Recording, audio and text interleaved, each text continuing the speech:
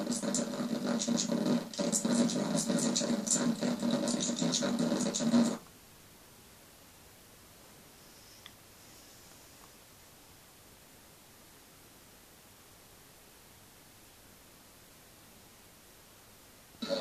Săptămână de pauză pe echipa națională, am avut câteva antrenamente,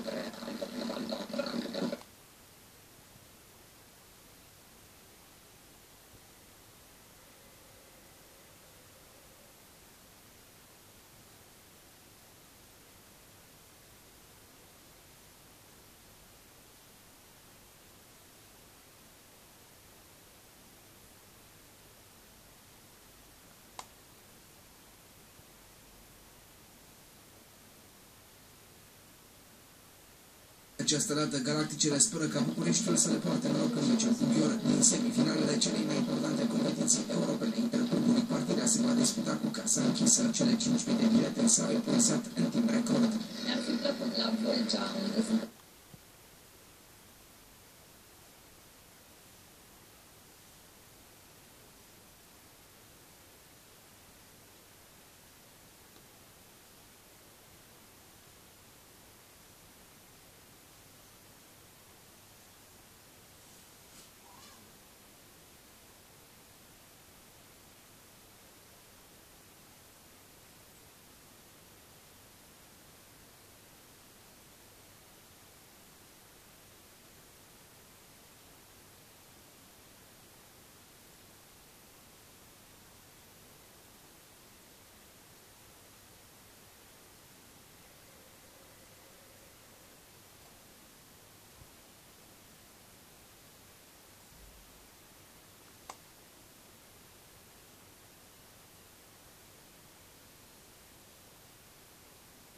ATP Novak Djokovic a părăsit Mastersul de la Miami. În fața lui Tommy Haas, sârbul a condus cu 1-0 și 2-1 în primul set, dar apoi neamțul a câștigat următoarele 5 game-uri și s-a impus cu 6-2.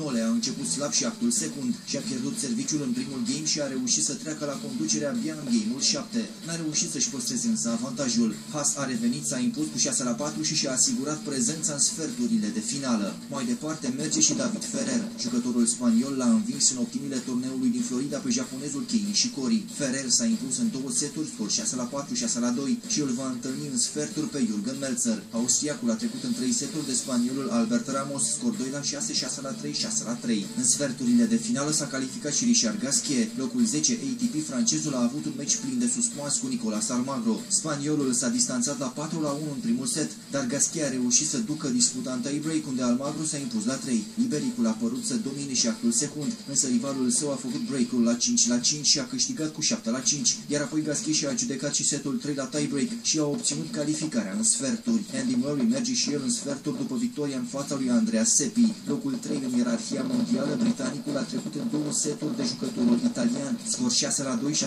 6-4 și joacă în sferturi contra lui Marin Cilic. Numărul 11 mondial a trecut de Jovi Vetsonga după o oră și 49 de minute de joc. A fost 7-5, 7-6 pentru Cilic.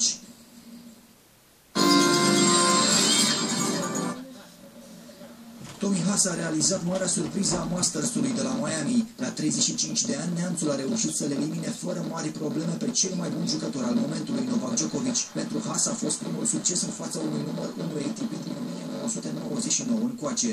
I thought I played technical wise really good.